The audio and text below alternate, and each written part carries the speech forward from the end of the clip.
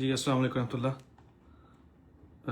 सब दोस्तों को उम्मीद है मेरी आवाज़ आ रही होगी। आप सबको वेलकम।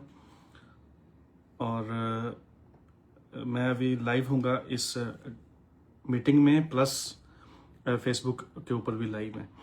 अच्छा, इस सेशन का मकसद ये है कि हम उन चीज़ों को एड्रेस करें जो नॉर्मली हमारे यहाँ पे इस बारे में बात नहीं की जाती। वो ये है कि ऑलमोस्ट हर बंदा किसी न किसी तरीके से किसी न किसी कस्टमर के साथ इन्वॉल्व होता है। अगर आप फ्रीलांसर हैं या अगर आप कोई भी ऐसा काम करते हैं जो जिसमें सेलिंग इन्वॉल्व है, कस्टमर के साथ कम्युनिकेशन इन्वॉल्व है, और आप उसको जानते नहीं हैं, क्योंकि पाकिस्तान में ये चीज़ हम नोट करते हैं कि कस्टमर को उस तरीके की ड्यू रिस्पेक्ट नहीं दी जाती जिस तरह की उसको देनी चाहिए। लेट रिस्पॉन्स किया जाता है और उसके ऑब्जर्वेशन वगैरह नहीं देखी जाती, सुनी जाती। तो इसके बारे में हम बात करेंगे कि इसका अफेक्ट क्या होता है और इसको कैसे ठीक किया जा सकता है और इसके फायदे क्या होते हैं, और अगर आप कस्टमर को इग्नोर करते हैं तो इसके नुकसान क्या होते हैं। मैं आपको साथ कुछ स्लाइड्स भी दिखाऊंगा और उससे ये होगा कि आप थोड़ा अंडरस्टैंड करते रहेंगे। मेरी आवाज़ आपको आती रहेगी। विंडो आप देखेंगे ये वाली, और ये मैं इसका प्रेजेंटेशन मोड ऑन कर रहा हूँ। ठीक हो गया। अच्छा, ये हम सेशन कर रहे हैं, इसका अप्रोक्सीमेटली टाइम होगा तकरीबन 40 मिनट्स। मैं जो टाइमर भी ऑलमोस्ट रख लिया अपने पास। तो from prospect to loyal customers, मैं डेफिनेशन भी साथ साथ बयान करता जाऊंगा ताकि उन लोगों के लिए जिनको पता नहीं है इसके बारे में और वो जानना चाह रहे हैं फ्रॉम बेसिक। प्रोस्पेक्ट क्या है कि हर वो बंदा जो आपका कस्टमर बन सकता है। अगर आप कोई भी प्रोडक्ट सेल करते हैं या कोई भी सर्विस सेल करते हैं, तो वो बंदा जो आपका कस्टमर बन सकता है, वो कस्टमर बनने से पहले आपका प्रोस्पेक्ट कहलाता है। From prospect to loyal customer, यानी कि एक बंदा जिसको आपने कभी भी कोई चीज सेल नहीं की से लेकर उसको लॉयल कस्टमर बनाने तक का सफर कैसा होता है, ये सारा हम आज डिस्कस करेंगे। इसमें एक चीज जो है वो मैं जनरल बता दूं कि कस्टमर कोई ऐसी चीज नहीं है कि आपने किसी को एक दफा एक प्रोडक्ट सेल कर दी और उसके बाद आपका काम खत्म हो गया। ये एक ऐसा आप कहते हैं कि प्रोसेस है जिसमें आपने एक प्रोस्पेक्ट को एक पोटेंशियल कस्टमर में कन्वर्ट करना है, फिर उसको कस्टमर में कन्वर्ट करना है, फिर वहां से उसको रिपीट कस्टमर में कन्वर्ट करना है, और वहां से उसको लॉयल कस्टमर में कन्वर्ट करना है। हम ये चीजें सारी स्टेप बाय स्टेप देखेंगे। ठीक है, तो बिजनेस कम्युनिकेशन क्यों मैटर करती है? बिजनेस कम्युनिकेशन से मुराद ये है कि किसी भी बिजनेस को जो उसके कस्टमर्स हैं उनके साथ कम्युनिकेट क्यों करना पड़ता है।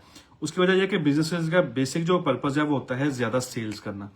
ज्यादा सेल्स करने के लिए आपको डिफरेंट चीजें चाहिए होती हैं। अगर आपके पास प्रोडक्ट अच्छी है, आपके पास सर्विसेज अच्छी है, लेकिन लोग आप पे ट्रस्ट नहीं करते। लोग आप पे ट्रस्ट कब करेंगे? जब आप उनको एक अच्छी प्रोडक्ट देंगे, जब आप उनको अच्छी कस्टमर सर्विस देंगे, अच्छी कम्युनिकेशन देंगे, और उसके बाद आप उनको कंटिन्यूसली ये चीज प्रोवाइड करेंगे, तो कस्टमर्स का आपके ऊपर ट्रस्ट बनेगा। और जब नेक्स्ट टाइम वो किसी को रेफर करेंगे तो आपकी प्रोडक्ट सेल नहीं हो रही होगी, आपका नाम सेल हो रहा होगा। एग्जाम्पल देता हूं कि इन जनरल मार्केट जो एप्पल कंप्यूटर्स है, एप्पल का जो फोन है, उसके बारे में ये कहा जाता है, सबसे बड़ी उसकी जो खूबी बताई जाती है वो ये है कि इसमें आप जो भी रख देंगे उसको कोई निकाल नहीं सकता आपकी मर्जी के बगैर, इसको कोई हैक नहीं कर सकता। तो ये चीज जो है वो एक ट्रस्ट डेवलप करती है कस्टमर का कि अगर आपको प्राइवेसी का इशू है, आपको कोई सिक्योरिटी या सेफ्टी का इशू है, तो आप अब as compare to other phone आप आईफोन ले लें, उससे फायदा ये होगा कि आप सेफ रहेंगे। दूसरी चीज यह कि ड्राइव सेल्स एंड रिटेंशन। आपकी कम्युनिकेशन अच्छी होगी तो ये आपको ना सिर्फ ज्यादा सेल्स लेके आएगी बल्कि कस्टमर को रिटेन रखेगी। यानी कि जो कस्टमर आपसे परचेज करना स्टार्ट करेगा वो और सेल्स भी लेके देगा आपको, प्लस खुद भी आपसे परचेज करता रहेगा। अगर आप कंटिन्यू रखेंगे ये प्रोसेस को, तो उसका फायदा ये होगा कि आहिस्ता आहिस्ता आपकी जो लॉयल कस्टमर बेस है वो इंक्रीज करती जाएगी, जिसकी वजह से आपके बिजनेस की जो कैश फ्लो है वो ज्यादा होगा। अफरा साहब अपना माइक जरा म्यूट कर दें। अच्छा, पुअर कम्युनिकेशन जो है, अगर आपकी कस्टमर के साथ कम्युनिकेशन अच्छी नहीं है तो जो पुअर कम्युनिकेशन है वो आपको कॉस्ट करती है डिफरेंट तरीके से। आपको आपकी अपॉर्चुनिटीज मिस होती हैं, आपकी जो है वो लाइक जो भी आपको आप नुकसान सोच सकते हैं वो होता है कि कम्युनिकेशन जब आपकी कम होगी, आपको जो एग्जिस्टिंग कस्टमर है वो आपका लूज हो जाएगा, जो आपके नए आने वाले कस्टमर हैं वो आपसे जो वो लाइक नहीं आएंगे आपके पास, और आपको जो है वो इस चीज का लॉस होगा। ये स्लाइड थोड़ी सी मुझे एडजस्ट करनी है, ठीक है। Great communication builds loyalty. जब आपकी कम्युनिकेशन अच्छी होती है तो कस्टमर को एतमाद होता है कि ये बिजनेस जो भी बात कर रहा है, जो भी ये चीज सेल कर रहा है, इसमें इनके मैसेज में एक कॉन्फिडेंस है, इनके इंफॉर्मेशन करेक्ट है, जो प्रोडक्ट ये सेल करते हैं वो अप टू द मार्क है, कस्टमर सेटिस्फेक्शन होती है। तो ऐसे ऐसे की चीजें आपको लॉयल कस्टमर में कन्वर्ट कर देती हैं। अब ये कस्टमर की जर्नी है। कस्टमर जो आपके लिए एक अननोन पर्सन था पहले, वो आपका लॉयल कस्टमर कैसे बनता है? सबसे पहले तो वो प्रोस्पेक्ट है। आप अपनी प्रोडक्ट जो है या सर्विस जो है, जब आप उसको मार्केट करते हैं, उसको एडवर्टाइज करते हैं और लोग उसके बारे में जानना स्टार्ट करते हैं, तो सबसे पहली चीज ये होती है कि लोग उसके बारे में अवेयर होते हैं, फर्स्ट कॉन्टेक्ट होता है। तो उससे उन लोगों को पता चलता है कि ये इस टाइप की कोई प्रोडक्ट है जो मार्केट में आई है और हमने इसको देखना है। अब वहां से आपकी जो मार्केट सेगमेंटेशन है वो आती है कि अगर आपकी प्रोडक्ट ऐसी है जो एक खास कैटेगरी के लिए है, तो उस टाइप के लोगों तक वो मैसेज पहुंचना चाहिए। फॉर एग्जाम्पल, बच्चों के स्कूल के जो प्रैक्टिस बुक्स हैं वो एक छोटी सी नीश है, एक छोटा सा सेगमेंट है जो वो परचेज करेगा। फर्स्ट कर लें वो किंडरगार्टन जो उसको समझ लें, या प्राइमरी स्कूल समझ लें, या छोटी क्लास के बच्चे। अब वो एक खास कैटेगरी है। या मैं दूसरी एग्जांपल आपको दूं कि शादियों पे जो दुल्हन ने हैंडबैग पकड़ना होता है, जिसको क्लच बोलते हैं, वो बनाने वाली कंपनी है। अब वो एक नीश है, उसको अपने कस्टमर तक कैसे पहुंचना है और उनको कैसे जो है वो टारगेट करना है, ये सारा डिसाइड करता है आपकी मार्केट सेगमेंटेशन। जब आपने प्रोडक्ट बना ली है या मार्केट आपने सेलेक्ट करनी है, तो आपको पता होना चाहिए कि आपके जो कस्टमर्स हैं वो कौन कौन से हैं और उन तक आपने किस तरीके से पहुंचना है। प्रोस्पेक्ट के बाद आप उसको कन्वर्ट करते हैं लीड में। आप कस्टमर तक जाते हैं, ये कस्टमर आपके पास आता है। उसका फायदा ये होता है कि आपको ऐसा ऐसा लीड्स मिलनी शुरू होती हैं। लोग इन्फॉर्मेशन देखते हैं, लोग प्रोडक्ट के बारे में जानते हैं, और उसके बाद में वो क्यूरीज जनरेट करना स्टार्ट करते हैं, आपसे सवाल पूछते हैं, आपकी प्रोडक्ट के बारे में सर्च करते हैं कि क्या मुझे इस चीज़ की जरूरत है या नहीं है, मैं इसको किस तरीके से जो है वो यूज़ कर सकता हूँ, मेरा फ़ायदा है इसमें या नहीं है। ये सारी चीज़ें जो है वो from lead to customer conversion ये चीज़ होती है। अब कस्टमर जो है वो आइडा मॉडल फॉलो करता है, अटेंशन उसको होती है, इंटरेस्ट होता है, और वो बाद में आप कन्वर्ट हो जाता है, वो आपसे पहली परचेज कर लेता है। उसके बाद अब वो आपका कस्टमर कहलाएगा। अब कस्टमर बनने के बाद से लेकर अब सेकंड टाइम परचेज आने तक या उसका किसी को रेफर करने तक, यहाँ आता है वो स्टेज आती है जहां पे आपको देखना है कि आपने अपने एग्जिस्टिंग कस्टमर को किस तरीके से कम्युनिकेट करना है अपने बारे में, अपने ब्रांड के बारे में, अपनी प्रोडक्ट या सर्विस के बारे में, ताकि वो कंटिन्यूसली आपके बारे में जानता रहे।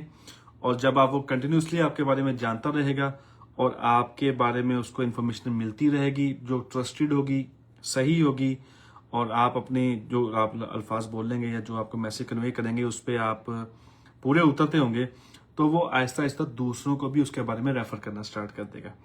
जब रेफर करना स्टार्ट करेगा तो वो भी आपके पास दोबारा आएगा और दूसरे लोगों को भी आपके पास लेके आएगा। जिससे ये होगा कि जब वो कंटिन्यूसली आपके पास आएगा और आप उसे अच्छी प्रोडक्ट या सर्विस ऑफर करते रहेंगे, क्योंकि आपने अपनी क्वालिटी मेंटेन रखनी है।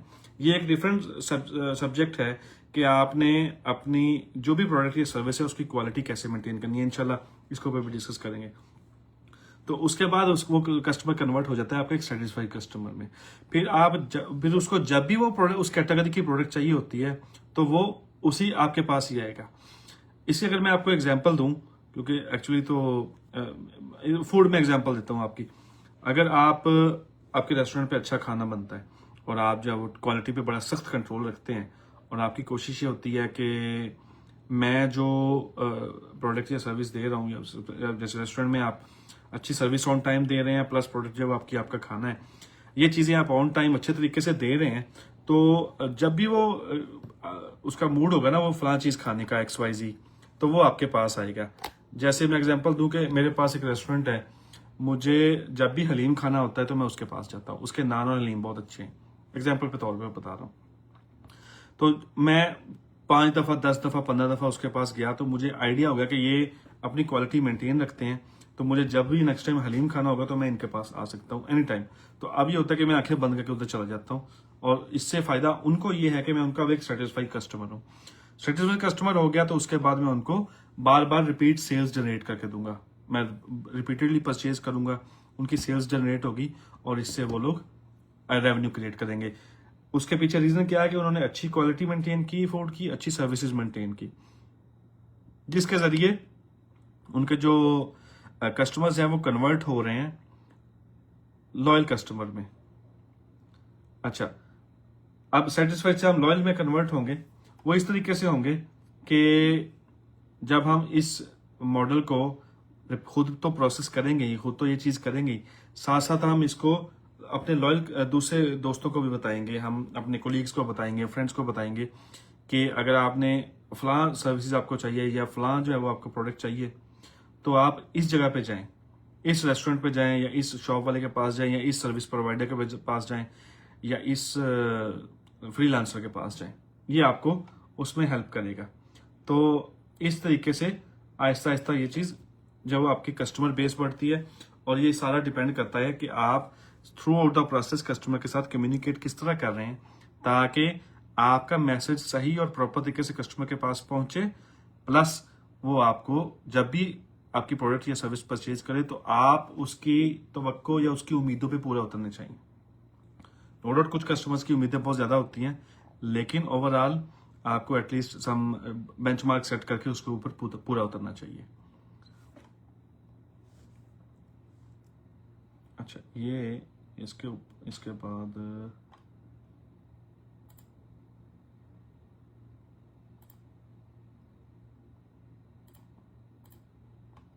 Okay, brand advocate. जब आप लॉयल कस्टमर होते हैं तो उसके बाद आप अपने उस सप्लायर को या उस सर्विस प्रोवाइडर को या उस शॉप को आप रिकमेंड करते हैं दूसरे दोस्तों की तरफ, तो आप उस ब्रांड के ब्रांड एडवोकेट बन जाते हैं, जिससे ये फायदा होता है उसको कि उसको एक लॉयल बेस मिलती है, और कंपनी जो है वो आपको एक प्रोस्पेक्ट से एक ब्रांड एडवोकेट बनाने तक बहुत मेहनत करती है। आप यूट्यूब ओपन करें, अगर इस सेशन के बाद यूट्यूब ओपन करें तो आपको 3-4 बड़ी कंपनीज का ऐड आएगा, अमेजोन का आएगा, कोका कोला का आ जाएगा, पेप्सी का आ जाएगा। अब ये कोका कोला और पेप्सी का किसको नहीं पता, दुनिया में कौन सा ऐसा बंदा होगा जो मॉडर्न वर्ल्ड में जो पेप्सी या कोक के नाम से वाकिफ नहीं है, लेकिन आज भी वो लोग इसको एडवर्टाइज करते हैं। और आप जब भी यूट्यूब ओपन करते हैं आपको 4-5 बड़े ब्रांड्स हैं, लेज ले लें, उनकी आपको एडवर्टाइजमेंट मिलती है। उसकी रीजन ये है कि वो ये नहीं चाहते कि एक दिन भी ऐसा गुजरे कि जब वो अपने आपको याद ना करवाएं कि हम एग्जिस्ट करते हैं और ये हमारी प्रोडक्ट है।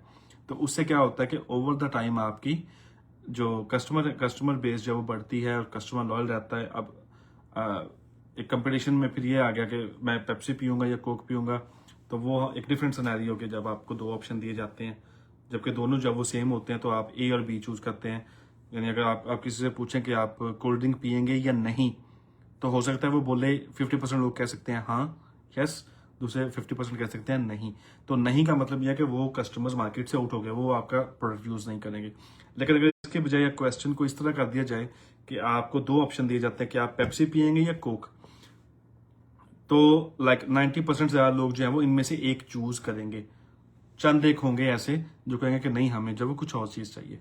तो ये भी एक तरीका होता है कि आपने एक पर्सन को या एक बंदे को प्रोडक्ट देनी है, लाजमी देनी है, तो आप उसके सामने 2 ऑप्शन रख देते हैं, अपनी तरफ से ही 2 ऑप्शन रख देते हैं कि सर आप फूड वाला अगर जाएगा तो वो पूछेगा कि आप चिकन कढ़ाई खाएंगे या मटन कढ़ाई खाएंगे, तो आपके पास 2 ऑप्शन उसने दे दिए, तो आप चूज करेंगे ए और बी, एज कंपेयर टू कि आप उसको डिनाई कर देंगे कि नहीं, ना मैं ये खाऊंगा ना मैं वो खाऊंगा, मैं को तीसरी चीज खाऊंगा। तो ह्यूमन साइकोलॉजी के मुताबिक आप उन दोनों में से एक चूज कर लेते हैं।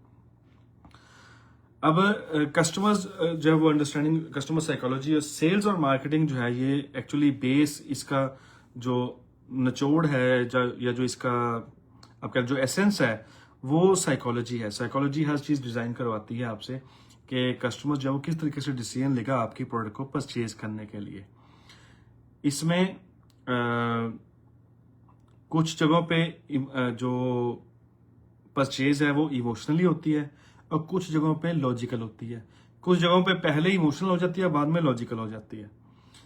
एग्जाम्पल देता हूं आपको, क्योंकि एक्चुअली एग्जाम्पल्स हमारे पास बड़ी लिमिटेड सी हैं। उसकी रीजन ये है कि एग्जाम्पल मैं ऐसी देना चाह रहा हूँ आपको जो हर बंदा समझता हो, जिसकी हर बंदे को नॉलेज हो, जो बंदा आप अंडरस्टैंड कर ले। मैं एग्जाम्पल से, अगर आप यंग मैन हैं और आपको पता है कि आपने एक फोन परचेज करना है, तो इमोशनली आपकी सबसे ज्यादा अटैचमेंट हो सकती है आईफोन के साथ। तो आप जब आईफोन लेने जाएंगे तो आप उसको एज अ इमोशनल पर्सन उसको लेने जाएंगे कि आपकी इमोशनल अटैचमेंट है उसके साथ, कि आपको पता है कि इसका कैमरा बहुत अच्छा है और इसका जो स्क्रीन रिजल्ट बहुत अच्छा है, इसका सॉफ्टवेयर हार्डवेयर कॉम्बिनेशन बहुत अच्छा है, प्लस इसका जो लाइक लुक अच्छी है, आपने पकड़ा अच्छा लगता है, एक सिंबल स्टेटस सिंबल है, सारी चीजें हैं। लेकिन जब आप उसको परचेज कर लेंगे तो उसके बाद आपका जो माइंड है वो आपको बताएगा कि यार ये ऐसी कोई चीज नहीं है जो मुझे नहीं लेनी चाहिए थी। तो मैंने अगर इसको परचेज भी कर लिया तो कोई बहुत हटके काम नहीं किया। दुनिया में लाखों लोगों के पास, करोड़ों लोगों के पास ये फोन है और इस तरीके से आप अपने आप को अब सेटिस्फाई करते हैं। दूसरा तरीका जो हो सकता है वो लॉजिकल हो सकता है, जिसमें आप सिर्फ लॉजिकल लेते हैं। आप देखें, जब आप फ्रूट परचेज करने जाते हैं तो नॉर्मली आपकी जितनी परचेजिंग होती है वो लॉजिकल होती है। मे बी आप प्राइस देख रहे हो, मे बी आप क्वालिटी देख रहे हो, मे बी आप देख रहे हो कि आज मुझे जो वो लेट्स सी कोई इटालियन डिश बनानी है या कुछ चाइनीज बनानी है, कुछ पास्ता या कुछ ऐसी चीज बनानी है, तो आप देखेंगे मुझे इसमें से वो 5 चीजें चाहिए तो ये मैं थोड़ी थोड़ी लूंगा। इस तरीके से भी चलता है। तो वाई कस्टमर बाई, कस्टमर क्यों परचेज करता है? मेरा जो अपना एक एक्सपीरियंस है B2B सेल्स में, मैं अक्सर इस चीज को यूज करता हूँ। मे बी कोई मेरा अगर ऐसा करीबी सुन रहा हो जो मेरा कस्टमर हो तो उसको पता होगा इन चीज का, कि मैं जब किसी भी बंदे से बात करता हूँ, बायर से बात करता हूँ, तो मेरी कोशिश ये होती है कि मैं उसको ये दिखाऊं कि अगर आप मेरी प्रोडक्ट परचेज करते हो तो उसका आपको फायदा क्या होगा। मेरी प्रोडक्ट परचेज करने से कौन कौन सी ऐसी प्रॉब्लम्स हैं जो आपकी दूर हो जाएंगी और कौन कौन से ऐसे इश्यूज हैं जो आपके सॉल्व हो जाएंगे। अब इससे क्या होता है कि जब हम दूसरे बंदे को ये दिखाते हैं कि उसको क्या फायदा होगा, तो फिर वो प्राइस भी नहीं देखता, फिर वो इनकन्वीनियंस भी नहीं देखता कि उसको और क्या क्या जब लाइक चैलेंजेस हैं इस प्रोडक्ट को परचेज करने में, फिर उसके साथ एक इमोशनल अटैचमेंट हो जाती है। लेट सपोज आप एक डॉक्टर हैं, आप एक सर्विस प्रोवाइडर हैं, डॉक्टर एक सर्विस प्रोवाइडर है, आप अपने कस्टमर को कहते हैं कि जो मेडिसिन मैं आपको लिख के दूंगा वो आपको 3 दिनों में ठीक कर देगी। अब आप उसको बता रहे हैं कि वो कितने दिनों में ठीक होगा, तो वो अगर वो किसी पेन से गुजर रहा है तो वो क्या करेगा, वो सोचेगा कि अच्छा सिर्फ अगर मैं इस वजह से मेडिसिन लेता हूं तो सिर्फ 3 दिन की बात है, मैं ठीक हो जाऊंगा। इसकी बजाय अगर एक दूसरा डॉक्टर है जो उसको इमोशनली टच नहीं करता और वो उसको बोलता है कि उसने उसको देखा कि अच्छा आपको ये प्रॉब्लम है, ठीक है ये वाली मेडिसिन लें, आप खाएं जाके। अब उसने कस्टमर के दिल को टच नहीं किया, उसने जो पेशेंट है उसको इमोशनली टच नहीं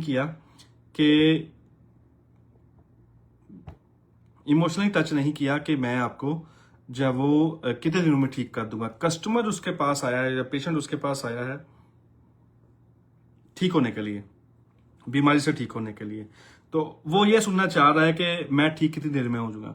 एक दूसरी जगह चलते हैं। एक प्रोडक्ट है, मैं I am very thankful to Numan साहब कि इन्होंने हमें जब आज ये क्विक सेशन अरेंज करने में हेल्प की। और चले इनका मॉडल थोड़ा समझते हैं। एक स्टूडेंट है, वो उसके पास एक बजट है और वो जब वो एक खास डिग्री जो वो करना चाह रहा है, तो क्या वो फाइंड आउट करेगा कि मेरे पास 1 2 3 4 5 6 ऑप्शंस हैं, फिर उसमें से देखेगा अच्छा मैं इसमें से इसमें जाऊं उसमें जाऊं। ये सारी चीजें जब वो उसको थोड़ा सा लाइक हेल्प नहीं करेगा सेटिस्फाई होने में। उसके बजाय अगर जो कंसल्टेंट है उनको बताते हैं आफ्टर कंप्लीट एनालिसिस कि आपके पास ये बजट है, ये टाइम है, ये डिग्री आपके पास पहले है, ये आपका बैकग्राउंड है और आप फलां डिग्री में जाना चाहते हैं, तो उसके लिए आपको ये 2 ऑप्शंस हैं या ये 3 ऑप्शंस हैं। जब आप उसको ऐसे 2 ऑप्शंस दिखाएंगे तो उसमें से वो फॉर श्योर एक चूज करेगा और आपके साथ वो आगे बिजनेस का लिंक बनाएगा और आगे कंटिन्यू करेगा। अच्छा, तो वाई कस्टमर बाय मैंने आपको थोड़ा सा जनरली एक्सप्लेन किया। इस पे तो आई बिलीव कि घंटों बात हो सकती है, क्योंकि एग्जांपल्स के साथ और इसको डिटेल से जो है वो बताया जा सकता है। तो जब मैंने आपको आईफोन की एग्जांपल दी तो मैंने आपको ये बताया कि ये आपके डाटा को, प्राइवेसी को प्रोटेक्ट करता है, आपकी चीजें सिक्योर रहती हैं इसमें। अब मैंने उसमें ये नहीं बताया आपको कि इसके अंदर कैमरा भी है, इसके अंदर कैलकुलेटर भी है, इसके अंदर मैसेजिंग भी है, इसके अंदर व्हाट्सएप भी होता है, इसके अंदर फेसबुक भी होती है, इंस्टाग्राम भी होता है। नहीं, मैंने आपको जो टॉप ऑफ द लाइन चीज है ना वो आपको बता दी। बाकी सारी चीज इसके अंदर है वो मुझे भी पता है और आपको भी पता है, तो मैं फीचर्स की तरफ नहीं गया। मैंने आपको आपकी कन्वीनियंस बता दी कि आप ये परचेज करेंगे तो आपको क्या फायदा होगा।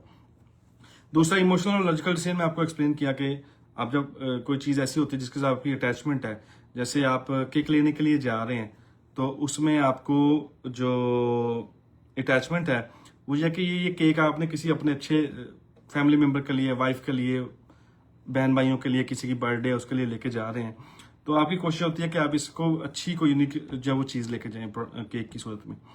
तो वहां पे आपको एक इमोशनल डिसीजन करना होता है। वहां पे आप देखते हैं कि अच्छा ये जो है वो केक, अगर मैं पाकिस्तानी एग्जांपल दूंगा, मुझे लेस का केक जो वो 3000 का है और इसके अगेंस्ट जो मेरी जो लोकल बेकरी है वहां से मुझे जो केक मिल रहा है वो थोड़ा सस्ता है और उसकी लुक इतनी अच्छी नहीं है, तो क्यों ना मैं एक अच्छा केक लेके जाऊं, क्योंकि मेरा भाई है, उसकी सालगिरह, वो तो साल में एक दफा नहीं होती है, तो let's go for a premium cake.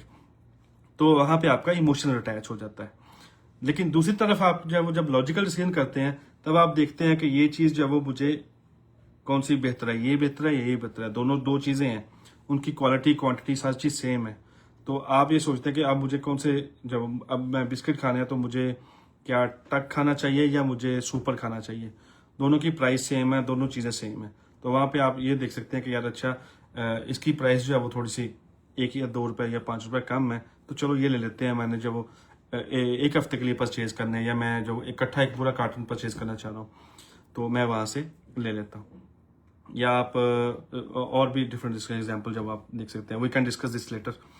Trust और क्रेडिबिलिटी फैक्टर है जो हमने स्टार्ट पे बात की कि आपने कभी भी कस्टमर को एक चीज सेल करके उसको छोड़ना नहीं है, आपने उसको कंटिन्यूसली सेलिंग करनी है, उसको रिपीट कस्टमर पे रहना है, क्योंकि उसको उस प्रोडक्ट की नीड है, उस सर्विस की नीड है, तो आप उसके सर्विस प्रोवाइडर हैं, आप उसकी वो प्रॉब्लम हल कर रहे हैं। जब आप ये कर रहे हैं तो आपके साथ उसका ट्रस्ट और क्रेडिबिलिटी का फैक्टर हो जाएगा। कुछ चीजें ऐसी हैं जिनमें आपको ट्रस्ट होता है कि यार इस कंपनी की या इस बंदे की मैं चीज लूंगा तो मुझे पता है कि इसकी क्वालिटी अच्छी है, इसकी ये क्रेडिबल आदमी है, ये काबिल एतमाद आदमी है, तो मैं हमेशा इससे लूंगा, तो वो चीज आ जाती है। Power of first impression, first impression जो बहुत इंपॉर्टेंट है। एक स्टडी हमने पढ़ी थी कि पाकिस्तान में जो सुपर बिस्किट है वो जब लॉन्च होना था उससे 3 महीने 6 महीने पहले उन्होंने एज अ ट्रायल लोगों को बिस्किट्स खिलाने शुरू कर दिए। तो वहां से लोगों का फर्स्ट इंप्रेशन बना उस बिस्किट के साथ। लोगों ने फीडबैक दी कि हमें इसमें ये चीज अच्छी लगी, ये चीज अच्छी नहीं लगी, तो उन कंपनी ने उस चीज को इम्प्रूव किया। तो जो उनका फर्स्ट इंप्रेशन था उसकी बेस पे प्रोडक्ट को अपनी को इम्प्रूव किया और मार्केट में लॉन्च किया, जिसकी वजह से जिस बिस्किट का मैं नाम ले रहा हूँ सुपर, वो अब मार्केट का नंबर 1 बिस्किट है, क्योंकि उन्होंने थोड़ा सा रिवर्स जाके कस्टमर की जो साइकोलॉजी है उसको समझा और उसके मुताबिक उन्होंने अपनी प्रोडक्ट को रीडिजाइन रीशेप किया, अपनी campaign as according to that run की और उससे उनको बड़ी अच्छी सक्सेस मिली। अब यहाँ पे आता है हमारा जो आप कैन से कि आज की जो हमारी प्रेजेंटेशन है इसकी जो मेन बात है, कम्युनिकेशन विद द प्रोस्पेक्ट। एक बंदा जो आपका अभी कस्टमर नहीं है, आपने उसके साथ कम्युनिकेट कैसे करना है, आप उसको कैसे जो है वो यकीन दिलाएंगे कि आप उसके लिए एक ट्रस्टेड सर्विस प्रोवाइडर हैं, या आप उसकी प्रोडक्ट जब उसके काम आने वाली है तो आप उसको किस तरीके से देखते हैं। अच्छा, इसमें दोनों बिजनेस की हम बात कर लेते हैं साथ साथ, B2B में कैसे होगा और B2C में कैसे होगा, क्योंकि B2B में प्रोसेस थोड़ा डिफरेंट है, B2C में आपको इंडिविजुअल कस्टमर देखना होता है, तो प्रोसेस थोड़ा डिफरेंट है। सिर्फ यह कि आपने अंडरस्टैंड करना है कि आपका कस्टमर जो है उसको किस तरीके से उसकी प्रॉब्लम हल होनी चाहिए, सब कुछ हो जाता है। अगर आप कस्टमर की प्रॉब्लम हल कर देते हैं ना तो सारा प्रोसेस आपका ईजी हो जाता है। फर्स्ट जो वो बिल्डिंग रैपो यानी कि आप जो है वो जो आपकी मार्केटिंग या एडवर्टाइजमेंट की जितनी भी कंपेन हो वो सारी जो है वो ये बेस करती हो कि आपने कस्टमर के तक एक अच्छा और पॉजिटिव मैसेज पहुंचाना है, और उससे ये फायदा हो कि जब कस्टमर आपकी प्रोडक्ट्स के बारे में सोचे तो उसके माइंड में पॉजिटिव थॉट्स आए और वो आपसे प्रोडक्ट जो है वो परचेज करने में इंटरेस्टेड हो। Asking effective questions. जब आप किसी भी बंदे को देखते हैं कि वो आपकी प्रोडक्ट या सर्विस में इंटरेस्टेड है, तो तब आपके पास जो मौका होता है वो होता है कि आपने उससे कैसे ज्यादा से ज्यादा इंफॉर्मेशन निकलवानी है जो आपको हेल्प करेगी डिसाइड करने में कि आपके पास ये बंदा जो है वो as a one time customer है या आपके साथ इसके साथ लॉन्ग टर्म चलेंगे। इसका तरीकेकार ये है कि आप जो भी प्रोडक्ट की सर्विस है आपकी, आप उस बंदे से ओपन एंडेड क्वेश्चन पूछें जिसमें उस बंदे को ज्यादा से ज्यादा डिटेल बताने का मौका दें, वो बताए आपको कि उसको क्या क्या चीज की जरूरत है। जितना वो बंदा आपके साथ कम्युनिकेट करेगा, जितना ज्यादा आपके साथ इंफॉर्मेशन शेयर करेगा, उतने ही ज्यादा आप उससे क्वेश्चन पूछेंगे, इतना ही ज्यादा आपके पास क्लियर हो जाएगा कि आपकी प्रोडक्ट कौन सी प्रोडक्ट जो उसके लिए सूटेबल है। जैसे सिंपल एग्जांपल आपको रेस्टोरेंट की देता हूं। अब रेस्टोरेंट में आप उनको आप कस्टमर्स आए हैं खाना खाने के लिए, तो लेट्स सपोज वो कॉलेज के स्टूडेंट्स हैं और उनमें जो है वो कुछ लोग ऐसे हैं जो मटन या बीफ नहीं खाते। तो आप उनसे क्वेश्चंस में के थ्रू ये सारी चीजें पूछेंगे। आप उनको अपना मेन्यू देते हैं, आप उनसे पूछते हैं कि आप क्या खाना पसंद करेंगे। उनमें लेट्स सपोज वो 5 लोग हैं, उनमें से एक कहता है कि यार हम जो है ना वो चिकन खाएंगे सिर्फ, तो हम मटन या दूसरी तरफ नहीं जाएंगे। तो आपको थोड़ी इन्फॉर्मेशन मिली, आपने उसके साथ जो चीज उन्होंने नहीं खानी आप उनके साथ डिस्कस ही नहीं करते। नंबर 2, फिर आप उनसे पूछते हैं कि हमारे पास ये ऑप्शंस हैं, आप बताएं आपको और क्या क्या चीज पसंद है, आप क्या चीज खाना पसंद करते हैं। आप उनको ऑप्शंस देते हैं, उनके साथ बार बार कम्युनिकेट करते हैं, सवाल जो आप करते हैं, तो एट द एंड वो आपको बताते हैं कि अच्छा आप हमारे लिए ये चीजें लेके आए और आपका ऑर्डर जो है वो प्रोसेस हो जाता है, तो आप उसको आगे वो चीज उनको सर्व कर देते हैं। अंडरस्टैंडिंग पेन पॉइंट्स ये बताता है कि आपका जो कस्टमर है उसको प्रॉब्लम कहाँ कहाँ पे है। मेरा एक कस्टमर है, उसको एक यू कैन से एक इंस्ट्रूमेंट चाहिए होता है हर 2 या 3 महीने बाद, और मुझे उसके पेन पॉइंट्स पता है। मुझे पता है कि इसको जब इस चीज की जरूरत होती है तो ये इमरजेंसी में होता है। वो चीज इसको मैं नॉर्मली 5 to 7 डेज का टाइम लेता हूँ, लेकिन जब ये बंदा मेरे पास आएगा मुझे 3 दिन में इसको देना पड़ेगा, तो मुझे अपनी प्रिपरेशन करके रखनी है। नंबर 2, जब आपको पता हो कि उसको इस सेल प्रोसेस में क्या क्या प्रॉब्लम होती है, आप उसके लिए वो चीज़ इजी कर देते हैं। उसको वो क्रेडिट जो है वो चाहिए उसको, लेकिन आप जब क्रेडिट नहीं देते तो आपको उसको किसी तरीके से एडजस्ट करना पड़ेगा कि आप उसको क्रेडिट में डील कर देते हैं। तो ये पेन पॉइंट्स है, यानी कि जो प्रॉब्लम्स है कस्टमर्स की वो आप उसको एडजस्ट करते हैं, उनका सोल्यूशन उसको देते हैं। क्रिएटिंग ट्रस्ट बिफोर सेलिंग, ये डिपेंड करता है आपकी कम्युनिकेशन के ऊपर, आपकी वॉइस के ऊपर, आप कस्टमर की प्रॉब्लम को कैसे समझें उसके ऊपर, आप कस्टमर को अपनी कौन सी चीज ऑफर करें उसके ऊपर। तो उससे जो है वो कस्टमर का आपके ऊपर ट्रस्ट बनता है before purchasing. Before you sell anything you create trust for your product और योर सर्विस। ओके, आगे चलते हैं। हमारे पास तकरीबन माशाल्लाह 33 मिनट्स हो गए हैं। मैं बड़ी अच्छी और बड़ी कंटिन्यूस फ्लो में बोल रहा हूँ। टू बी ऑनेस्ट मुझे नहीं पता आप लोग बोर हो रहे हैं या आप लोग क्या फील कर रहे हैं, क्योंकि मैं अभी जो पार्टिसिपेंट्स की तरफ जा रहा हूँ।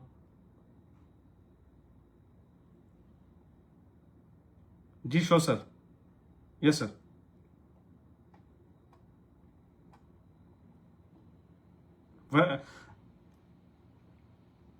जी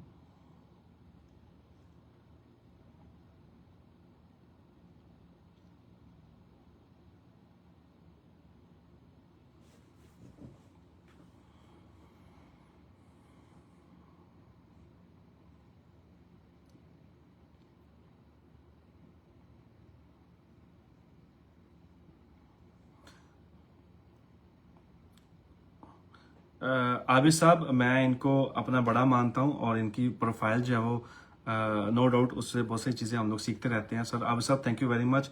और आपने इस काबिल समझा कि आपने ज्वाइन किया और आपने क्वेश्चन किया। क्वेश्चन तो नहीं है एक्चुअली, क्वेश्चन तो नहीं है एक्चुअली। जी नहीं नहीं नहीं sir, let me explain.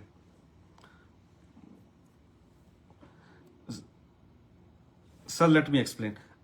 No doubt आप इस स्टेज में हमसे बहुत आगे हैं। जो हमारी ऑडियंस है वो मल्टीपल जब वो डोमेन से ताल्लुक रखती हैं। कुछ लोग शॉप वाले हैं, कुछ लोग सर्विस प्रोवाइडर हैं, कुछ लोग जो है वो फ्रीलांसर हैं, कुछ लोग प्रोफेशनल अपने फील्ड में, कुछ आप जैसे उस्तादों के उस्ताद हैं।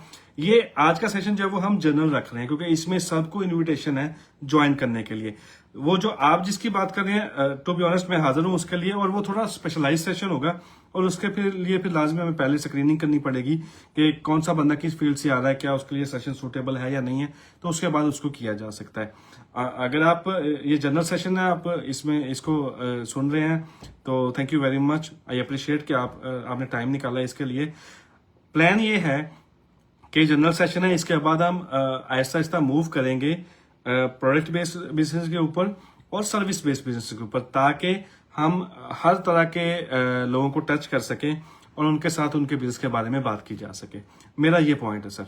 आई होप सो आपको ये पसंद आएगा। ये जनरल सेशन है, फर्स्ट सेशन है, इस वजह से सारी बातें मैं जनरल कर रहा हूँ और वो सारी बातें मैं एग्जाम्पल्स भी बड़ी जनरल दे रहा हूँ ताकि हर बंदा इसको अंडरस्टैंड कर सके और वो थोड़ा सा कनेक्ट कर सके आज की इस प्रेजेंटेशन के साथ।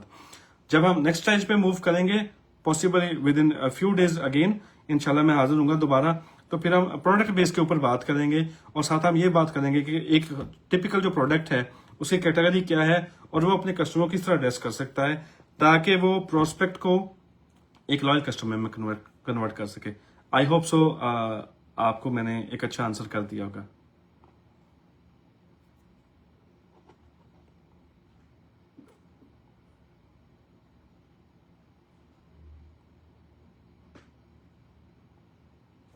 Yeah.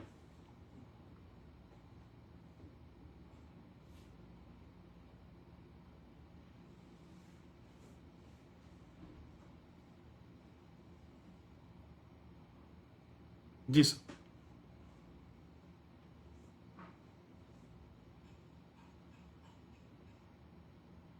Yes sir, thank you very much for your time sir.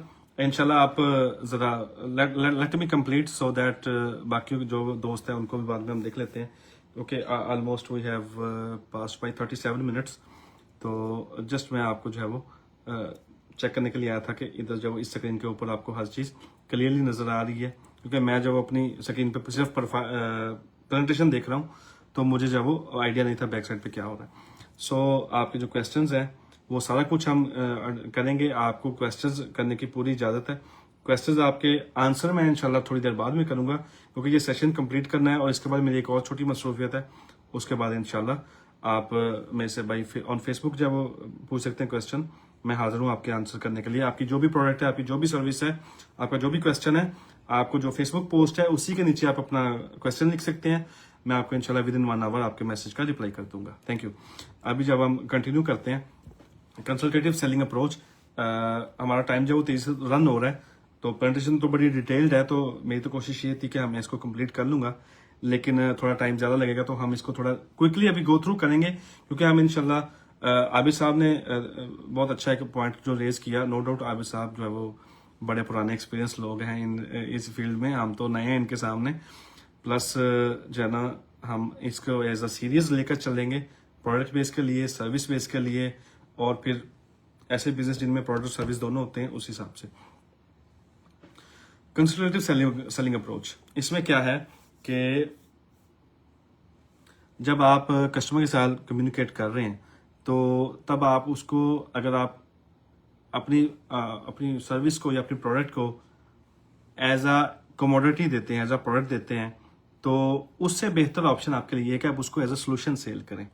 आप उसको, जो हमने पहले बात की, आप उसको बताएं कि मेरी जो आइटम है, मेरी जो प्रोडक्ट है या मेरी जो सर्विस है, इससे आपका ये वाला प्रॉब्लम जो है वो हल हो जाएगा। जैसे मेरी जो सर्विस है वो डिजिटल मार्केटिंग की सर्विसेज में अगर आपको देता हूं, तो आपके जो लाइक रिपीट सेल्स है या न्यू सेल्स है वो आपकी टू टाइम्स हो जाएगी, डबल हो जाएगी। तो ये मैं उसको एक सोल्यूशन बता रहा हूँ, ठीक है।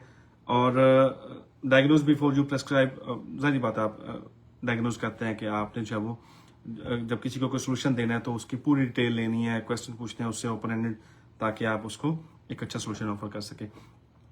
कस्टमर फोकस कन्वर्सेशन, जब आप कस्टमर से बात कर रहे हैं तो आपकी जो कम्युनिकेशन है वो इस तरीके से होनी चाहिए कि आप कस्टमर को ये बता रहे हैं कि आपको किस चीज की जरूरत है, ना कि मैं आपको क्या बता रहा हूँ। ये दोनों डिफरेंट बातें हैं, ठीक है। और जब आप क्वेश्चंस पूछते हैं तो फिर आपको उससे मजीद इंफॉर्मेशन मिलती है।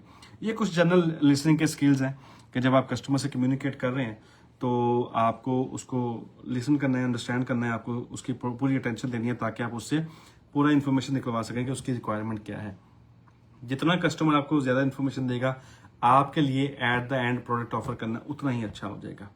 उसके बाद आप फॉलोअप क्वेश्चंस कर सकते हैं, उसके बाद कस्टमर नीड है उसको क्लियर कर सकते हैं। ये एक्चुअली वही सेम चीजें हैं, जस्ट एक डिफरेंट वर्ड में एक्सप्लेन कर रहा हूं मैं आपको। और डेमोन्स्ट्रेट एपैथी, यानी कि आप जब वो कस्टमर को उसके सिचुएशन को समझें और उसको एक दिल से, दिल भी बना हुआ है वैसे, दिल से उसको एक जब वो उसका सोल्यूशन ऑफर करें, ठीक है। आप में से कोई भी दोस्त अगर इंटरेस्टेड हो तो वो मुझे प्राइवेटली मैसेज कर सकता है या फेसबुक पे बता सकता है, तो मैं उसको अपना ये सारी प्रेजेंटेशन जो है मैं शेयर कर सकता हूँ। मेरी इन्फॉर्मेशन या जो भी नॉलेज मेरे पास है, जो भी चीज़ मेरे पास है, मैं टू बी ऑनेस्ट आप तक, आपके थ्रू जितने भी लोग हैं सबके साथ शेयर करना चाहता हूँ। मेरा इल्म जो है वो महदूद है, लेकिन जो मेरे पास है वो मैं वेरी ऑनेस्टली और बड़े दिल से सबके साथ शेयर करना चाहता हूँ। और उसमें मुझे किसी के साथ कोई ऐसा नहीं है कि इसको देना है, इसको नहीं देना। प्रेजेंटेशन है, रिकॉर्डिंग है, एनीथिंग, जो भी चीज़ मेरे पास है आप लोग ले सकते हैं एनी टाइम, एनीथिंग। मुझे खुशी होगी आपको ये चीज़ सर्व करके। थोड़ा नेक्स्ट स्टेप पे चलते हैं। स्टेज 3 जो है वो presenting product and services effectively, यानी जो आपने प्रोडक्ट या सर्विस कस्टमर के लिए सिलेक्ट कर ली है उसको आपने एक तरीके से प्रेजेंट करना है। वो तरीका अलाइन करना होना चाहिए कि आपकी जो प्रोसेस है कस्टमर के लिए उसके में वो फिट हो और कस्टमर को वो चीज़ अच्छे तरीके से मिले। दोबारा अगर हम आते हैं कि कस्टमर जब केक लेने आया, आप एक अच्छी वेल नोन बेकरी पे हैं और आपने उसको वो ऑफर करना है, तो आप फॉर श्योर उसको एक अच्छी पैकेजिंग में, एक सेफ टू हैंडल पैकेज में उसको प्रेजेंट करेंगे कि वो लेके जा सके अपने घर। अगर आप कोई सर्विस ऑफर करते हैं तो आप उसको कन्वीनियंट करेंगे कस्टमर के लिए कि उसको अंडरस्टैंड करे और उसको जो है वो अडॉप्ट करे, और उसको जब वो सारे जो उसको प्रॉब्लम वो फेस करता है उस सर्विस की वजह से, वो सारे उसको सॉल्व हो जाए, उसको मिल जाए। लेट्स मूव फॉरवर्ड थोड़ा सा। जब हैंडलिंग कस्टमर ऑब्जेक्शंस जो है, अच्छा ये एक बड़ा क्रिटिकल पॉइंट है। Let me spend some minutes on this कि हमारे सोसाइटी में, हमारे से, अब मैं बैठा सऊदी अरेबिया में हूं लेकिन मैं आपसे बात जो पाकिस्तान की कर रहा हूं। हमारे सोसाइटी में एक बड़ा ही बैड जो है वो इंप्रेशन है, वो ये है कि एक दफा जिसको चीज सेल कर दी खलास उसकी कहानी खत्म, मासलाम, वो जाए हमारी बला से। ऐसे नहीं होता दुनिया में, ये चीज ऐसे नहीं होती। दुनिया में आपकी प्रोडक्ट अच्छी रखी जाती है, अच्छी बनाई जाती है, आपकी सर्विस अच्छी बनाई जाती है और कोशिश होती है कि कस्टमर से फीडबैक ली जाए और उससे फीडबैक के बेस पे अपनी प्रोडक्ट को और बेहतर किया जा सके। अगर आप KFC या मैकडॉनल्ड जाएं तो I hope so this is Pakistan में भी ये चीज़ होगी कि आपको जो इनवाइस मिलती है उसके बैकएंड पे एक लिंक होता है या QR कोड होता है। वहां पे वो कहते हैं कि आप इस QR कोड को स्कैन करें, एक सर्वे फॉर्म आएगा, उसको फिल करें, आपको कोई प्रॉब्लम हुई है वो हमें बताएं, हम आप उसको प्रॉब्लम को ठीक करेंगे। अब अगर कस्टमर उस पर कोई चीज़ ऑब्जेक्शन करता है तो वहां पे आप ये देखते हैं कि आपकी उस प्रोडक्ट या सर्विस के अंदर कोई खामी है। अगर खामी है तो आप उसको ठीक करते हैं और उस कस्टमर को फीडबैक देते हैं कि ये जो आपने पॉइंट आउट किया था ये चीज़ हमने ठीक कर दी है। मैं आपको वल्ला आपकी अपनी रियल एग्जांपल दे रहा हूँ। ये कोरोना के दिनों की बात है।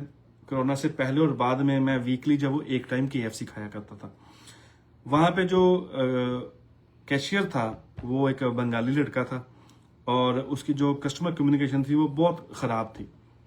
मैंने पहले 2-4 दफ़ा उसको इग्नोर किया, अल्टीमेटली मैं जिस दिन मुझे लगा कि अब ये जो है ना वो ये चीज़ ठीक नहीं हो सकती और मुझे इधर बार बार आना है, तो मैंने क्या किया, मैंने जो कस्टमर सर्वे था उसको फिल करते हुए उसके अंदर लिख दिया, उसका नाम था अशरफ, और मैंने उसका नाम लिख दिया कि आपका ये जो पर्सन है इसको कस्टमर को डील करने की बिल्कुल भी ट्रेनिंग नहीं है, या तो आप इसको खुद ट्रेनिंग करवा दें, नहीं तो उसको मेरे हवाले करें, मैं जो इसको ट्रेनिंग फ्री करवा दूंगा।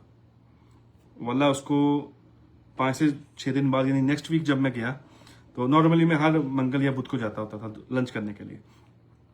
एक वीक बाद जब मैं गया तो वो बंदा वहां पे नहीं था, तो जो उसके रिप्लेसमेंट में आदमी था मैंने उससे पूछा कि वो अशरफ किधर है, तो कहता है अशरफ जो है वो हेड ऑफिस गया हुआ है किसी ट्रेनिंग के लिए। अच्छा, इन शॉर्ट तकरीबन 2 महीने बाद वो आया, और आया तो मैंने उसको पूछा कि आप कहाँ गए हुए थे, तो उसने कहा कि मैं जो इस तरह की ट्रेनिंग के लिए हम लोग गए हुए थे, मुझे और कुछ और लोगों को उन्होंने ट्रेनिंग के लिए बुलाया हुआ था। तो मैंने कहा किस चीज़ की ट्रेनिंग थी, तो कहता उन्होंने हमें कुछ बताया कि आप लोग जो है ना वो कस्टमर के किस तरीके से बात करें, तो वो कोई ट्रेनर था जिसने हमें हमारी लैंग्वेज में भी सिखाया और सारी चीज़ें दोबारा से बताई। तो मैंने नोटिस किया कि अगले 2 से 3 वीक में जब मैं दोबारा विजिट करने के लिए गया तो उसकी कम्युनिकेशन बहुत अच्छी हो चुकी थी।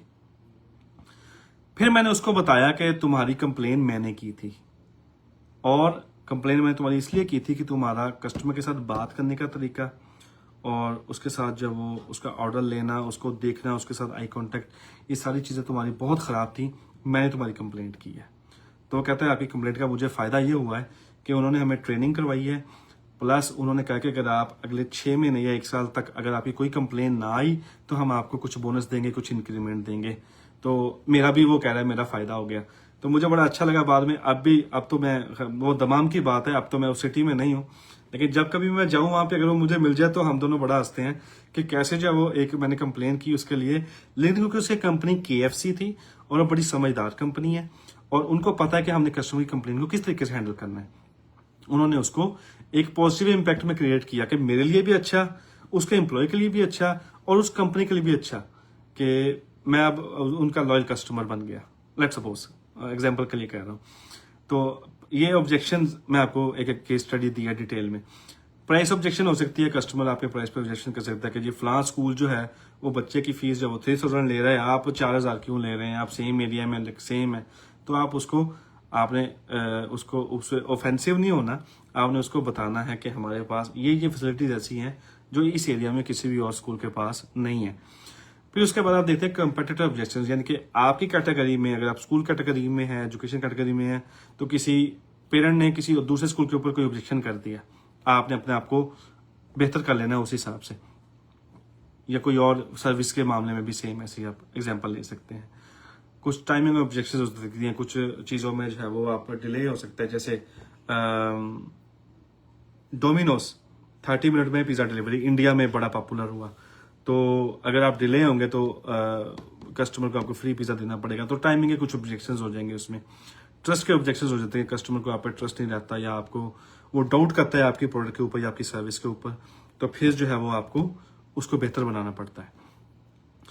सिंपल ऑब्जेक्शन हैंडलिंग फ्रेमवर्क, हम बड़ा सिंपल सा आज का जनरल सेशन है तो हम सिंपल डिस्कस कर रहे हैं कि जब आपको कोई कंप्लेन आती है तो आप उसको कैसे हैंडल करते हैं। सबसे पहले तो आप उसको एक्नॉलेज करते हैं। मेरी कंपनी में, मैं नाम मेंशन नहीं किया अभी तक, मेरी कंपनी में जब भी कस्टमर की कंप्लेन आती है तो हम उसको बाकायदा एक एक्नॉलेजमेंट की ईमेल भेजते हैं और उसके बाद हम बैक एंड पे एक प्रोसेस स्टार्ट करते हैं जो कि ISO का प्रोसेस होता है, जिसमें हम उस कंप्लेन को रिटन फॉर्म में लेके आते हैं। एक हमारा प्रॉपर एक SOP है, एक प्रॉपर आप उसका फॉर्मेट है, उसके अंदर हम उसको कंप्लेन को डालते हैं और उस कंप्लेन को जो है वो हम आगे प्रोसीड करते हैं कि ये कहाँ से आई है, क्या प्रॉब्लम है, रिस्पॉन्सिबल कौन है, उसका सुपरवाइजर कौन है, उसको हल कौन करेगा, उसको हल करने के बाद कस्टमर को रिस्पॉन्ड कौन करेगा। हम करते हैं रिस्पॉन्ड, हम करते हैं, सेल्स करता है। हम जब कस्टमर से मजीद डिटेल लेते हैं, क्लैरिफाई करते हैं उससे कि आपको प्रॉब्लम हुई क्या है, क्या क्या ऑब्जेक्शन है, सारी इन्फॉर्मेशन लेकर उसको अपने इंटरनल प्रोसेस से गुजारते हैं, उस प्रॉब्लम को हल करते हैं ताकि जो है वो हम उसको कस्टमर को सेटिस्फाई कर सकें। फिर हम उसको रिस्पॉन्ड करते हैं थ्रू ईमेल या थ्रू ऑफिशियल लेटर कि आप ये चीज़ हाईलाइट की थी, इसको हमने इस तरीके से रेक्टिफाई कर लिया है, अब नेक्स्ट टाइम हमारी जो प्रोडक्ट आपके पास आएगी वो उसमें कोई भी प्रॉब्लम इंशाल्लाह नहीं होगी। तो कस्टमर जब कंफर्म करता है या हम कंफर्म करते हैं कि this problem has been resolved. We are in the mid of the presentation, communication during the buying process. ये मैं जैसे पहले अर्ज किया आपको कि ये वही प्रोसेस है जो पीछे हमने डिस्कस कर लिया, from prospect to loyal customer. ये सारा वही बार बार आ रहा है, ठीक है। अगर आप इजाजत दें तो मैं इसको स्किप कर सकता हूँ। इन शॉर्ट अगर बताऊं तो जब आप आपने अपनी प्रोडक्ट ऑफर कर दी कस्टमर को, तो सबसे इंपॉर्टेंट स्टेप स्टार्ट होता है जिसको बोलते हैं फॉलो अप। सेल्स वालों को पता है कि कभी भी कोई भी प्रोडक्ट ऐसी नहीं है जो हम ऑफर करेंगे और वो फौरन सेल हो जाएगी। उसके लिए आपको फॉलो अप करना पड़ता है, स्पेशली B2B सेल्स में। मेरा एक कस्टमर है, उस कंपनी का नाम उलियान है। पाकिस्तान में जो हमारे पिछले इमरान खान के दौर में वजीर तिजारत थे, उनकी कंपनी है, उसका नाम डेस्कॉन है। उन पर्सन का नाम मुझे आई थिंक अब्दुल रज़ाक दाऊद इस टाइप का नाम है। उनकी कंपनी है पाकिस्तान में, इंजीनियरिंग की बड़ी मशहूर कंपनी है डेस्कॉन। डेस्कॉन का जो जॉइंट वेंचर है सऊदी अरेबिया में, वो उलियान ग्रुप के साथ है। तो दोनों, उस कंपनी का नाम उलियान डेस्कॉन है। मैंने 2022 से लेकर 2025 तक तकरीबन 2.5 साल फॉलोअप किया था उस बंदे का, कि मैं हर महीने एक दफ़ा उस बंदे के पास, जो वहाँ का डिसीजन मेकर था, वो पाकिस्तानी है, लाहौर से है, मैं उसके पास जाके बैठता था। और मैंने तकरीबन, आप कह सकते हैं कि मिनिमम 25 हफ्ते 25 दफ़ा उसके साथ जाके मैं मिला हूँ। 25 हफ्ते नहीं, सॉरी, 25 महीनों में आप समझ, 25 दफ़ा उसको साथ जाके मिला हूँगा। और उससे मैंने काम की कोई बात नहीं की, सिर्फ उसके साथ गपशप की है, सिर्फ ये अंडरस्टैंड करने के लिए कि इसको प्रॉब्लम कहाँ पे है। 2.5 साल के बाद वो बंदा मेरे पास आया और फिर उसने मुझे एक बहुत बड़ा ऑर्डर दिया और कंटिन्यूस ऑर्डर दिया, और उससे फिर हमने अच्छा खासा रेवेन्यू जनरेट किया। इसलिए कि मैं उसको फॉलोअप करता रहा बार बार। मैंने एक दफ़ा उसको अपनी प्रोडक्ट ऑफर कर दी, फिर मैं जब भी जाता उसके पास, मैं उसको पूछता था कि जो दूसरा सप्लायर है उससे आपको क्या क्या प्रॉब्लम है। तो वो बताता था कि मुझे दूसरे सप्लायर से ये प्रॉब्लम है, ये प्रॉब्लम है, ये प्रॉब्लम है।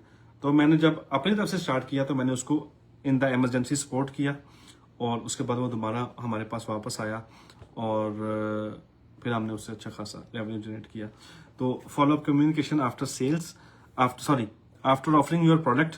जब आप कस्टमर से बार बार पूछते हैं कि उसका कोई क्वेश्चन है, उसको कोई प्रॉब्लम है, या आप उसको कैसे हेल्प कर सकते हैं मजीद, जब वो अपनी ऑफर को क्लैरिफाई करने में, तो उसको फॉलोअप कम्युनिकेशन कहते हैं। प्रपोजल डिस्कशन जो आपने उसको सबमिट किया है, आप उसको क्रेडिट टर्म्स है या प्रोडक्ट के रिलेटेड कुछ इशू है या टेक्निकल और कमर्शियल मैटर्स हैं, ये सारे आप उसके साथ, कस्टमर के साथ डिस्कस करते हैं। कस्टमर की आपके साथ कोई एक्सपेक्टेशन होती है कि आप उसको क्या क्या चीज़ करके देंगे। कोई चीज़ है, कोई प्रोडक्ट है, उसको एक खास टाइम पे चाहिए। जैसे मैंने पहले अर्ज किया कि एक प्रोडक्ट है जो मेरे पास, वो 7 दिन में रेडी होती है, उसको 3 दिन में चाहिए। मैं क्या करता हूँ, मैं थोड़ा सा स्टॉक उसका सेव करके साइड पे कर लेता हूँ। वो जब भी आएगा उसको पता है कि मुझे यहाँ से मिल जाएगी, तो एक्सपेक्टेशन में उसकी फुलफिल करूंगा तो मेरी सेल क्लोज हो जाएगी। और कॉस्ट हो सकती है लो कॉस्ट और हाई कॉस्ट, वेरी इजी। और ये चीज़ें सब सारी बिल्डिंग कॉन्फिडेंस जो है वो कोशिश करनी है। जब आप कस्टमर के साथ कम्युनिकेट करें तो आपकी जो भी कम्युनिकेशन है वो सारी इस तरीके से हो कि आप अपने आप को as a trustable supplier show करें, ताकि कस्टमर आपसे परचेज करने में इंटरेस्टेड हो और आगे आपके साथ करें। प्रोफेशनल फॉलोअप टेक्निक्स, यानी कोई भी सेल, मैं बताता था कि सेल्स पर्सन को पता है कि कोई भी प्रोडक्ट फॉरन सेल नहीं होती, मिनिमम 3 to 5 टाइम्स आपको फॉलोअप करना पड़ता है। तो डिपेंड करता है कि आप किसी चीज़ का 24 आवर में फॉलोअप कर रहे हैं, या जब वो कस्टमर आपको बताता है कि मैं आपको नेक्स्ट वीक बताऊंगा, तो आपका 7 डेज का गैप है, तो वो आपको केस टू केस डिफर करता है, ठीक है। हाउ ऑफन टू फॉलोअप, इसमें ये बड़ा एक तलवार पे चलने वाली बात है। ना तो बहुत ज्यादा फॉलोअप कर लेना है, इतना कि बंदा आपका फोन उठाना छोड़ दे, ना इतना कम करना है कि इतनी देर में कोई दूसरा सप्लायर एंटर होके अपनी प्रोडक्ट ऑफर कर दे। डिपेंड करता है case to case. Common mistake ये है कि जैसे मैंने सऊदीया में ये चीज़ देखी है, पाकिस्तान में कम है थोड़ा, छोटी कंपनीज में कम है, बड़ी में ये चीज़ है कि जब आप किसी को भी बुलाते हैं तो आप सर कह के बुलाते हैं या बॉस बुलाते हैं, कुछ भी। तो यहाँ पे मैंने ये देखा है कि बंदे को उसके नाम से बुलाया जाता है। मुझे बिलाल के नाम से बुलाया जाता है, ठीक है, मिस्टर बिलाल या बिलाल, ठीक है। तो उसमें बताने का मकसद ये है कि बंदा एक कस्टमाइज या उसको एक दिली तौर पर फील होता है कि ये चीज़ जब वो मुझे एड्रेस कर रही है, तो वो जेनेरिक नहीं रहती कोई भी बात। इसी तरह जब आप कस्टमर के साथ कम्युनिकेट करते हैं तो तब आपके जो मैसेजेस हैं वो जेनेरिक नहीं होने चाहिए। बंदे का नाम मेंशन करें, सुबह बखैर या शाम बखैर जो हम नॉर्मली यूज़ करते हैं वो यूज़ करें, ताकि कस्टमर को फील हो कि आप टाइप करके मैसेज उसको कर रहे हैं स्पेशली उसके लिए, ना कि आपने कहीं से कॉपी पेस्ट उठाया और उसको डाल दिया। और अगर आपको कोई प्रोडक्ट ऐसी है जो ख़राब होने वाली है या कुछ भी ऐसा हो सकता है जो एक्सपायर होने वाली है, तो आप जब कस्टमर के साथ उसको एमरजेंसी की बेसिस पे डील कर सकते हैं, कोई डेडलाइन उसको बता सकते हैं, या बता सकते हैं ये प्रोडक्ट जो है वो ये इतनी देर में एक्सपायर हो जाती है या स्टॉक इतनी देर में ख़त्म हो जाएगा, तो आप उसको इन्फॉर्म कर सकते हैं ताकि वो बाइंग के प्रोसेस की तरफ जा सके। आफ्टर सेल कम्युनिकेशन से प्रोडक्ट सेल हो गई है, आप जब वो कस्टमर के साथ आप फीडबैक लें उसकी, जैसे मैंने आपको एग्जांपल दी सुपर वालों की, सुपर बिस्किट वालों की, तो उस फीडबैक के बेस पे आप अपना नेक्स्ट जो है वो एक्शन प्लान डिजाइन करते हैं ताकि आपको जो है वो रिपीटेड सेल मिले। और लॉन्ग टर्म रिलेशनशिप बिल्ड करने के लिए आपको कंसिस्टेंसी के साथ ये सारा कुछ करना पड़ता है, रिलायबल रहना पड़ता है, ताकि जो कस्टमर्स हैं वो बार बार आपके पास आएँ, आप पे ट्रस्ट करें, और उसके बाद आप जब वो अपनी सेल्स में वैल्यू भी ऐड कर सकते हैं। आपका अगर B2B बिजनेस है उसमें जो है वो लिमिटेड कस्टमर्स होते हैं, तो उनको जो है वो customize messages, cards, Eid cards, birthday cards वगैरह भेजे जाते हैं, जस्ट इसलिए कि उनको फील हो कि आप उनके साथ कनेक्टेड हैं। जैसे जो है वो मोस्टली लोगों की जो है वो बर्थडे आती है तो उनको बैंक वाले, TCS वाले सारे जो है ना वो कार्ड्स भेज देते हैं। पहले कार्ड्स का ज़माना था, अभी जो है वो मैसेजेस आते हैं। मुझे याद है मेरी बर्थडे थी जनवरी में, तो ऑलमोस्ट हर उस प्लेटफॉर्म पे जहाँ पे मैं रजिस्टर्ड हूँ वहाँ से बर्थडे का मैसेज आया। तो कस्टमर रिटेंशन स्ट्रेटजीज, कस्टमर जो है वो उसको आपने सेल करने के बाद कभी भी छोड़ना नहीं है। आप उसको छोड़ देंगे तो वो आपने ऐसे समझा आप उसने उसको समुद्र के अंदर छोड़ दिया कि आप उसका सहारा नहीं बन रहे, आप उसके साथ इन टच नहीं है। कस्टमर के साथ जो वो आपने रेगुलर एक्टिव तरीके से कम्युनिकेट करना है, उसके साथ इन टच रहना है। आपकी प्रोडक्ट सेल हो गई है तो फीडबैक लेनी है, उसके बाद उससे आप डिफरेंट लिंक्स ले सकते हैं कि और कौन कौन से लोग इस प्रोडक्ट में इंटरेस्टेड हो सकते हैं, मुझे उनके नाम दें, आपके दोस्त हैं, आपके फैमिली हैं, फ्रेंड हैं, मैं आप उनके साथ बात करूं, उनको ये प्रोडक्ट ऑफर करूं। तो इस तरीके से आप कस्टमर को रिटेन भी करते हैं और आगे उनको न्यू कस्टमर्स भी ऐड करते हैं।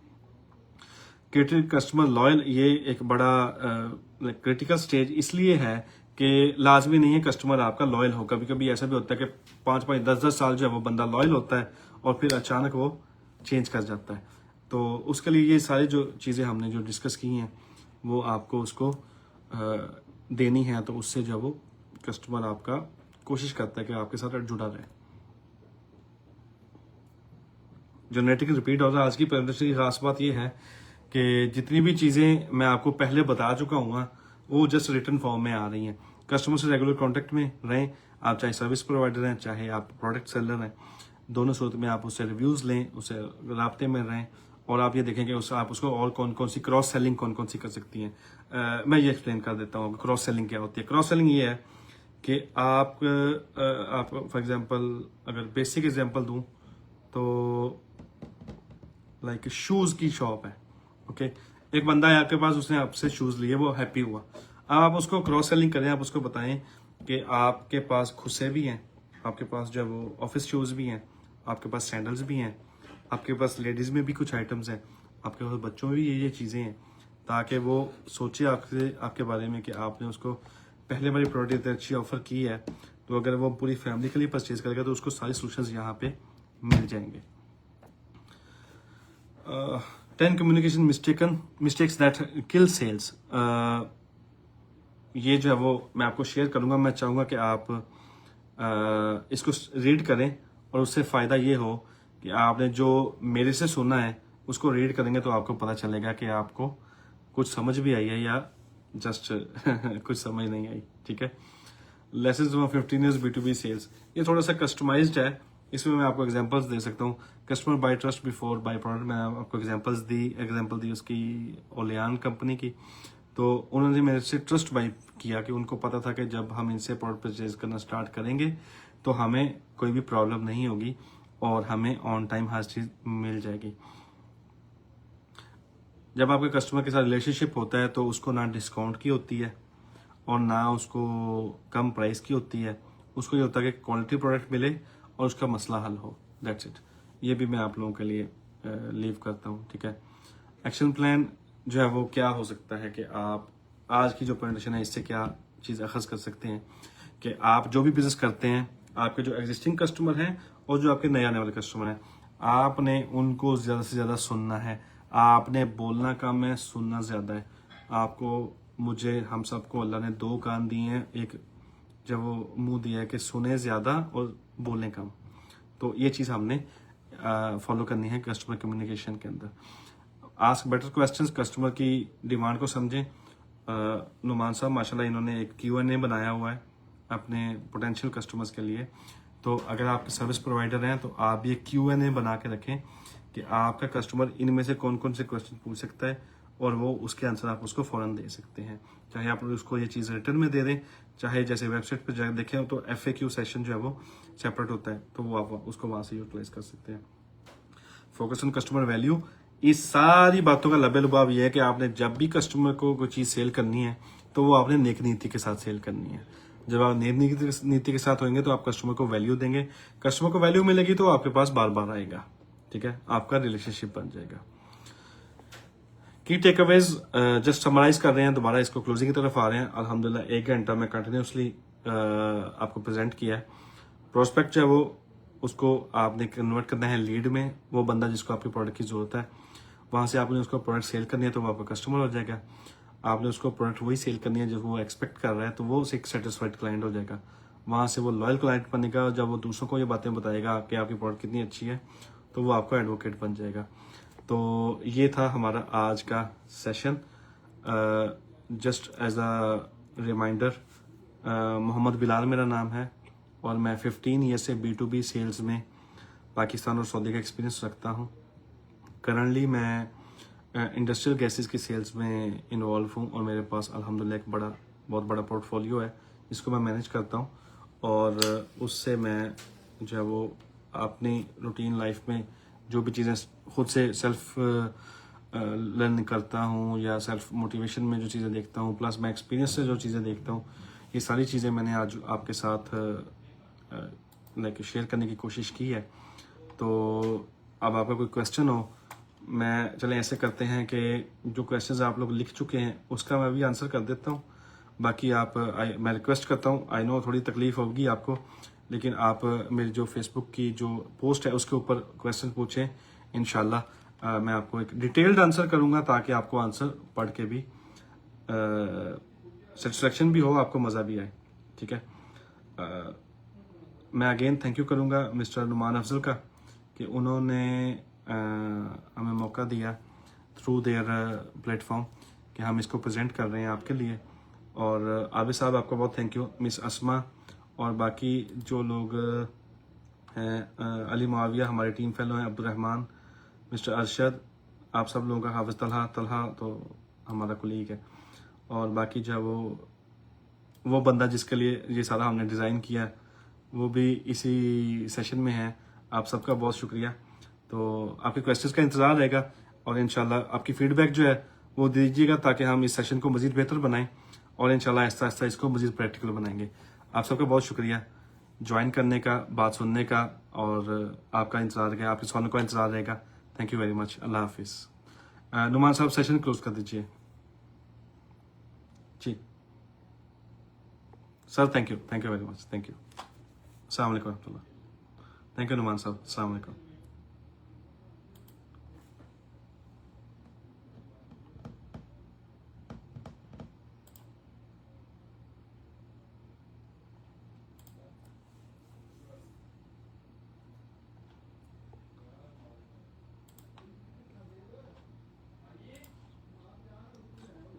जी मैं सेशन क्लोज कर रहा हूँ। Thank you very much.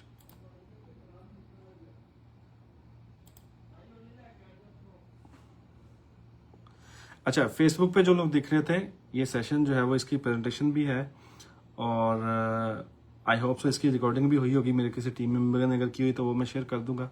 Otherwise ये लाइव आप नेक्स्ट 30 डेज के लिए देख सकते हैं। और इसमें जो प्रेजेंटेशन है वो लेने के लिए आप मैसेज करें, इंशाल्लाह आपको प्रेजेंटेशन भी शेयर कर सकते हैं। Thank you very much. अस्सलाम वालेकुम।